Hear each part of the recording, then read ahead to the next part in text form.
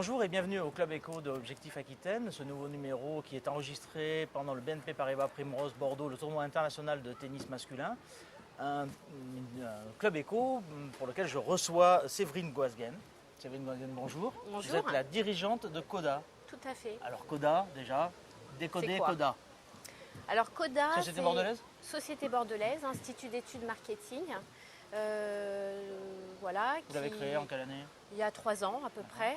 Donc plus concrètement, on réalise des questionnaires. Voilà, on réalise des enquêtes pour des institutions publiques, entreprises privées également.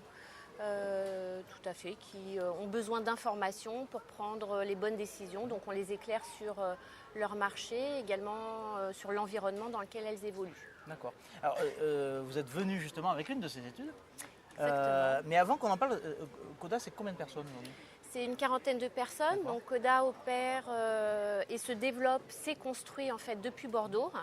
En fait, finalement, sur les fondations de l'activité études et sondages du groupe Téléperformance, qui a décidé d'arrêter cette activité-là. D'accord. Vous êtes des ex Téléperformance, d'accord. Oui, tout à fait. Et voilà, convaincu qu'on pouvait continuer l'activité l'histoire pouvait vivre ailleurs. J'ai décidé de la reprendre à mon compte avec l'appui de l'équipe, avec l'appui de Téléperformance. Et CODA est né il y a 3 ans de cela. D'accord. Téléperformance, ça a été un client en fait aussi pour vous ?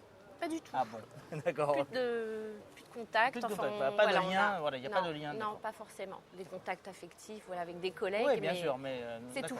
Ok. Alors donc vous êtes venu avec une étude. Une étude que vous avez réalisée pour le compte de LCL, de la banque LCL, c'est ça ? C'est pas pour le compte en fait, on s'est associés. C'est vraiment une histoire commune, voilà, le fruit d'une rencontre. On a souhaité, avec le LCL, réaliser le premier baromètre de la dynamique urbaine dans la Cube. Voilà, c'était une première, une démarche unique. Il n'y a pas, à ma connaissance... Personne ne s'était penché véritablement sur cette Alors, il y a beaucoup, transformation, en fait, je dirais, urbaine, parce que c'est un peu de ça. Donc, elle a été traitée, mais au travers en fait, d'études d'images de grande envergure au niveau national, mais finalement jamais, à ma connaissance, sous l'angle où on a voulu la traiter d'une vision en fait intérieure. D'accord. Voilà. Alors vous avez travaillé sur la communauté urbaine de Bordeaux ? Oui, sur la communauté. Toutes les municipalités ? 12 communes, les 12 principales communes aujourd'hui concernées par cette transformation. Et donc finalement, ce premier baromètre, c'est le fruit d'une rencontre entre le LCL et le CODA, 2 acteurs fortement ancrés sur leur territoire. Le LCL avec la volonté de devenir une banque de référence de proximité, voilà, digitale et relationnelle, et CODA, l'Institut d'études de référence sur ces questions économiques Je suppose que les collectivités, outre les entreprises effectivement, mais les collectivités doivent être très intéressées par ce type de baromètre. Oui, on a été bien relayés. Il y a eu quelques diffusions qui ont été faites sous différents formats et on a vu que la sauce prenait. Donc on est satisfait pour cette première mesure. Je ne vais pas vous demander de décrire toute l'étude, mais quand même, qu'est-ce qu'il faut en retenir de ce premier baromètre ? Donc on n'a pas parlé de la méthodologie, mais c'est important parce que combien de personnes ? On a interrogé un échantillon de 660 personnes à peu près, donc représentatif de la population en question, donc de la population des 12 communes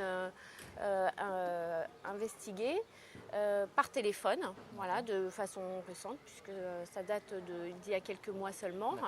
Et les principaux enseignements, le premier, c'est que la Cube est un territoire fidélisant et attachant. On l'a abordé sous l'angle de la satisfaction. Donc les gens globalement sont très satisfaits d'y vivre, déménagent peu finalement. Le deuxième principal enseignement, c'est que Bordeaux est au centre de ces transformations. Parmi les différents chantiers qui ont été cités spontanément, la plupart sont des chantiers bordelais. Voilà.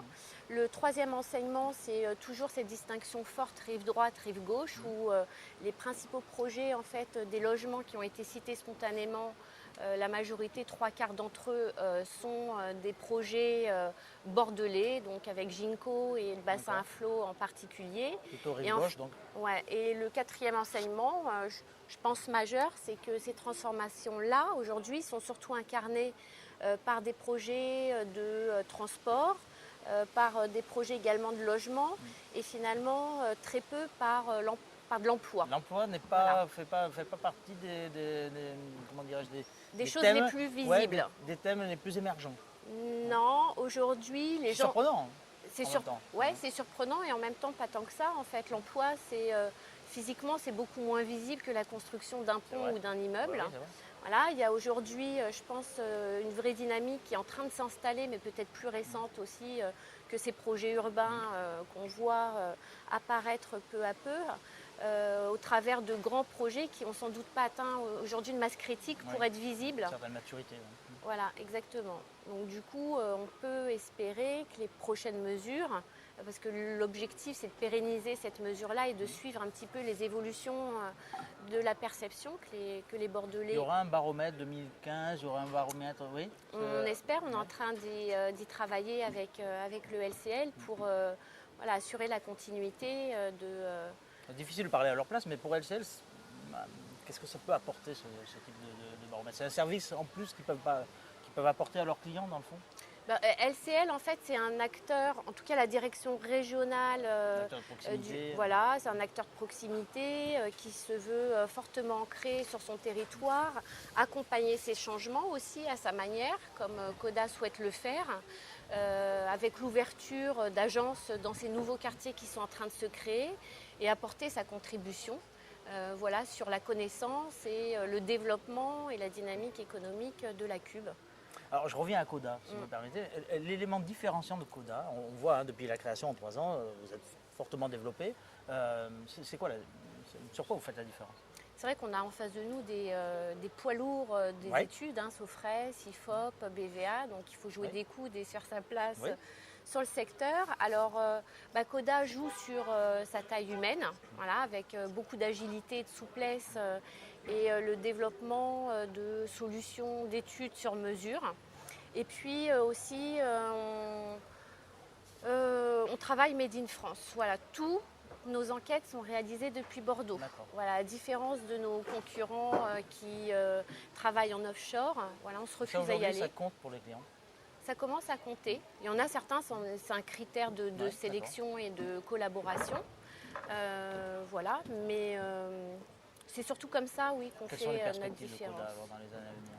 Les perspectives de Coda, déjà, c'est de s'ancrer un petit peu plus fortement sur le territoire, parce qu'aujourd'hui, il y a beaucoup de projets d'études voilà, qui nous échappent. Alors qu'on évolue sur ce secteur-là, c'est vrai que c'est toujours un petit peu rageant. Et puis les perspectives, c'est se développer aussi au niveau France en s'appuyant sur nos expertises. Donc le développement justement économique et urbain sont des sujets de prédilection pour nous, mais pas seulement. On va travailler aussi beaucoup sur les questions numériques. Et donc on va voilà, essayer de capitaliser sur ces sillons. Vous visez quoi comme objectif? Le chiffre d'affaires, par exemple, vous visez quoi?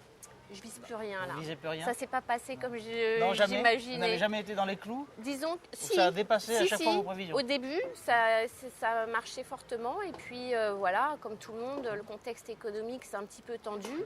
Et finalement, on a revu un peu nos ambitions à la baisse. Et là, aujourd'hui, on est en train vraiment de consolider. Voilà, de sécuriser et de réfléchir à nouvelles offres et puis voilà, ces pistes de développement. Séverine Goasguen, merci. Merci de nous avoir présenté Merci Coda et cette étude. J'étais ravie. Et on va pouvoir, je pense, est-ce qu'on peut avoir accès d'ailleurs à l'étude et rentrer un peu plus dans le détail? Est-ce qu'il y a un site par exemple où on peut la consulter? on a développé en fait site en collaboration avec le LCL justement. Alors il est un petit peu compliqué le site, mais par contre pour toute information... On le mettra en synthé pendant la vidéo si vous voulez bien. Vous me donnerez le site et on le mettra en synthé. Eh bien écoutez, merci encore. Merci encore. Je vous souhaite une bonne soirée. On est en plein tournoi à Primrose. Je ne sais pas si vous allez avoir le temps d'en profiter un petit peu. Je vais aller taper je vous encourage à le faire. Taper peut-être pas, mais en tout cas regardez, parce qu'il tape trop fort. C'est officiel. Et quant à moi, il ne me reste plus qu'à vous dire au revoir et à vous donner rendez-vous au prochain Club Éco d'Objectif Aquitaine. Au revoir.